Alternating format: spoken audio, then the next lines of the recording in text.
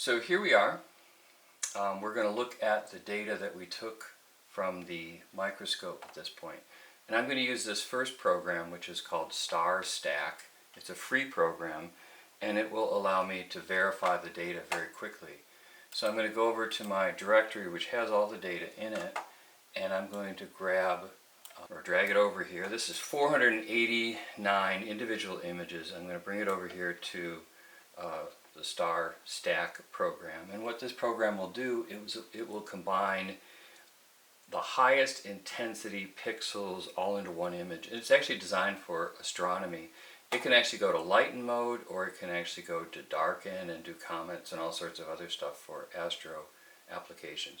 But here we're just going to use it to verify this data for this single plane illumination microscope. So to start the program, I'm going to go up to its File, Start Processing. It's going to say, it's under Edit, Start Processing, and it'll start running through these individual frames. And as it does this, it will start building up the images. And there's a bunch of frames at the start of this sequence that don't really do much, but as it goes through, you can see the program building the images. Keep in mind, these are images from moss, which is a local species. The leaves of the moss are only a few cells thick, so they do some pretty nice stuff. They fluoresce very well under the 405 nanometers, and they have chlorophyll, which means that it's going to glow nice and red. And the exposure here was tested for the middle of the leaf, but the edges are probably a little bit hot. But that's okay, because I really want to see how this data looks like in 3D. And eventually we'll get through the bottom of this data and we can see what this whole leaf looks like. Now what I'm looking for is problems with the focus. I'm looking for things that might have moved. I'm also looking for, it's not uncommon for little animals to jump off the leaves and start swimming around and messing up the data. But here the laser light is coming in from the top, and you can see some structures on the top of the leaves, these little bits of goo that make shadows on the leaves. And I try to have the leaf angled at a way that doesn't have a lot of those weird shadows. There's quite a bit of shadowing over on this other part of the image, but I think it's a pretty good data set.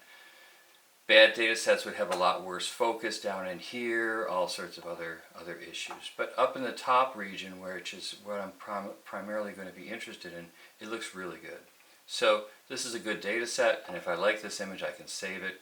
I can come up here under File and say Save As, and I can put it somewhere on my desktop or wherever I might want it. I can give it a unique name if I want. So the data looks good. So what I'm going to do next is come to my applications, to Fiji. I'm going to open Fiji, which is what this video really is all about. And I'm going to use this program to evaluate my data set and actually take my measurements of my little leaf. Keep in mind that this leaf is about 1.5 millimeters across. This image is 1.5 millimeters across, and it was taken with that 20x water immersion objective. So anything that's not in focus pretty much disappears. So here's my Fiji, and what I'm going to do here is I'm going to say File, Import, and under Import I'm going to say Image Sequence, which is right there. I'm going to say OK.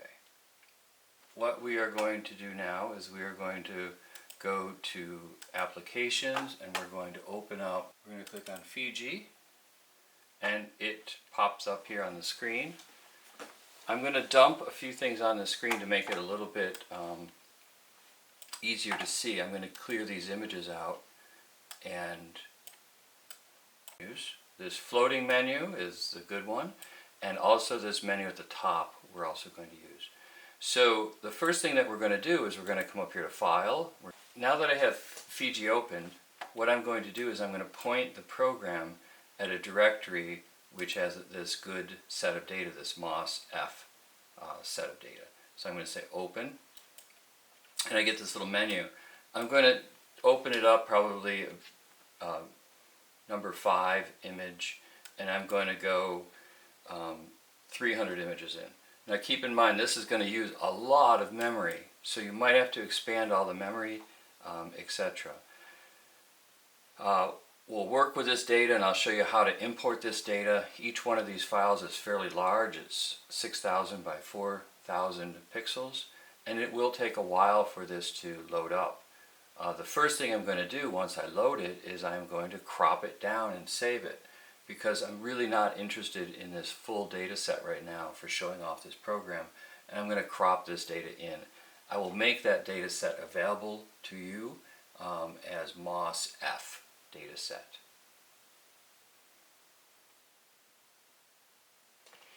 Okay, here we go. This is a giant set of data at this point, and we have to be kind of careful with it because it could easily crash this computer. So what I'm going to do is I'm going to move out the slider here to the areas of the data set that I'm interested in. Oh, there's an error already, hopefully not a critical one.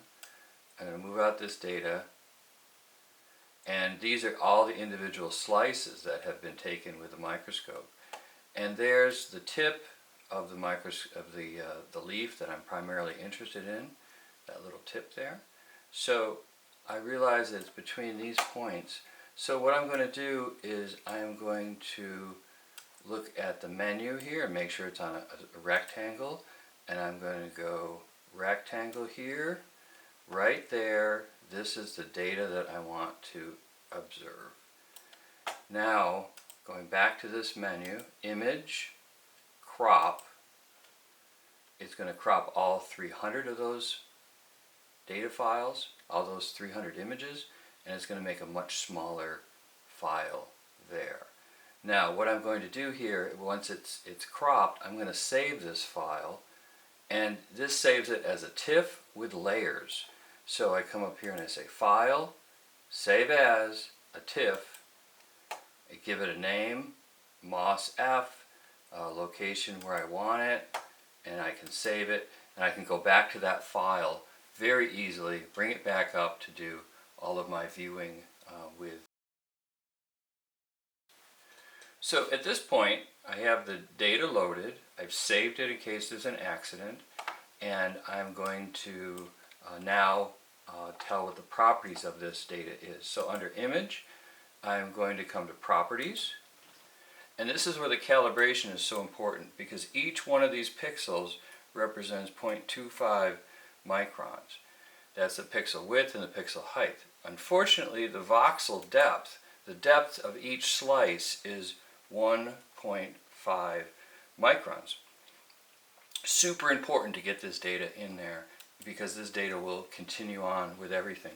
Matter of fact, it will also save with this file. When I save it as a TIFF file, that data is also saved with the TIFF file. So now I'm all set to first start the data 3D visualization. So I'm going to go to Plugins. This is an older 3D viewer, but I'm going to show it to you all because it is easy to use and it has some interesting applications. It can make movies really nicely. So I say 3D viewer. It comes up. This is the daily log of events. Here is the name and the display volume, colors. I don't actually have any blue in this data set, so I could turn the blue off, but I'm just going to leave it. So I say OK, and this is the Image J 3D viewer. So here's the 3D viewer, and when you click on it, you can get this screen that pops up, Image J 3D viewer up and running. I can come down here and say View, and I can do a whole bunch of things. I can say Start the animation, and this is a animation where it will show me what's going on with that leaf. And that's one of the interesting things about this particular leaf in this position is that end of that leaf really comes off at an angle, and we wouldn't know that with any other kind of microscope. This is a way of recording that data and seeing what is going on with those edges. And these are all important characteristics for being able to identify this particular species. So if I want to stop this, I come up here to View and I say Stop the animation. I can also rotate this animation. I can move it in and out, and I can move it by hand if I want. I'm going to make this a little bit bigger in hopes that I don't crash the machine. And what I'm going to do now is I'm going to show how to record a video. And so I'm going to come down here to change animation settings. And I'm going to say, oh, let's do it at 1 degree. And I say, okay. And now under view, I come down to record 360-degree rotation. So I click on that. And at this point, it's going to put these files together on the desktop. It's also a nice way for us to see what this data looks like. Keep in mind that since we did put in the calibrations, these marks on the side are actually true. Those are the actual microns of the specimen. So there's the movie, and what I can do here is I say File, Save As. I'm going to save it as a AVI file, and I can tell it 30 frames a second. I say OK. I give it a name. This is Moss F with calibration, and this is the demo file. And I'll just put it on the desktop. I'll say save. And there it is. So that's the 3D viewer, which is oftentimes a really nice way to preview the files and see what's going on. I'm going to stop this. I'm going to exit this particular memory. There is, I'm going to exit image J 3D viewer. And I have this data still in the memory, so what I'm going to do is go and look at the next way of looking at memory, which is the volume viewer. I'm going to click on this one. There's also dozens of other kinds of plugins that people have made for looking at specific data sets. In this case, I'm just going to look at these two programs. There's also some other ones like the Big Data Viewer, which are relatively new, and people are updating this program all the time. And here we are. Now it's loaded. Now you'll see that in this particular instance it's come up with an interesting lighting system here. I'm going to turn the lighting off. This is a lighting technique to look at the 3D, look at the surface, create a kind of a visualization of the surface.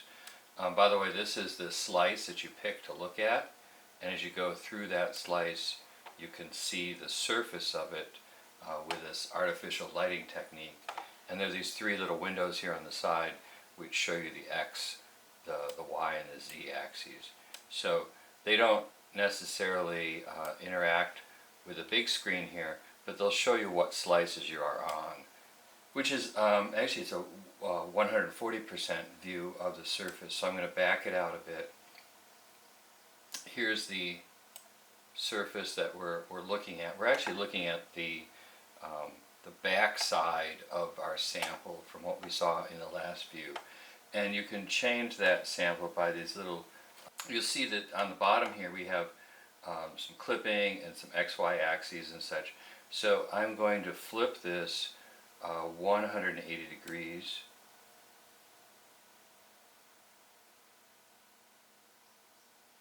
And then I'm going to look at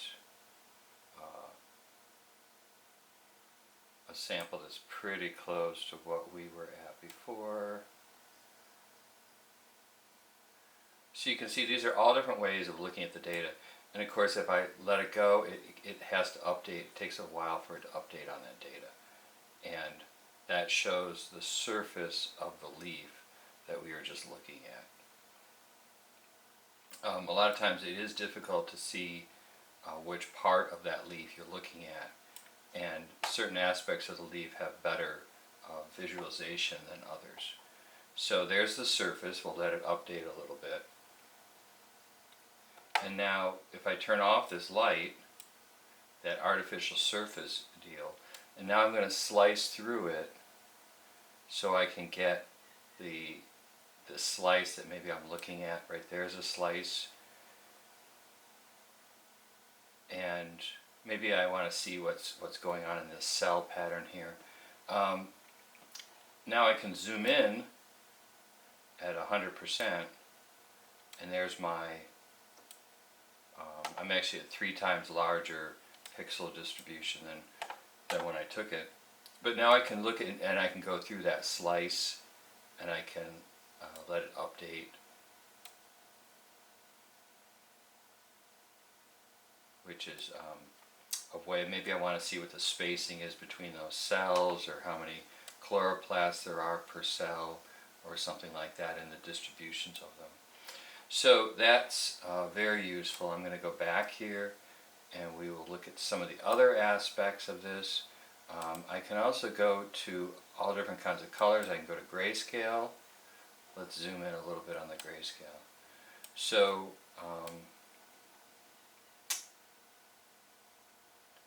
and of course I can move the file around by dragging the cursor.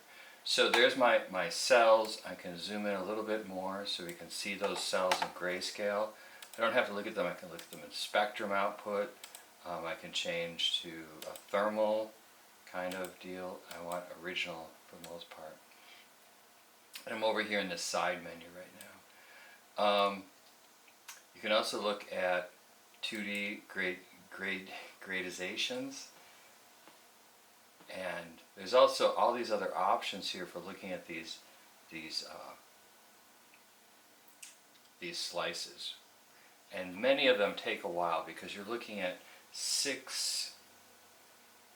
many of these visualizations take quite a while because you're looking at 300 slices and the algorithm has to go through 300 slices to build the file you're looking at. So that's sort of a quick little overview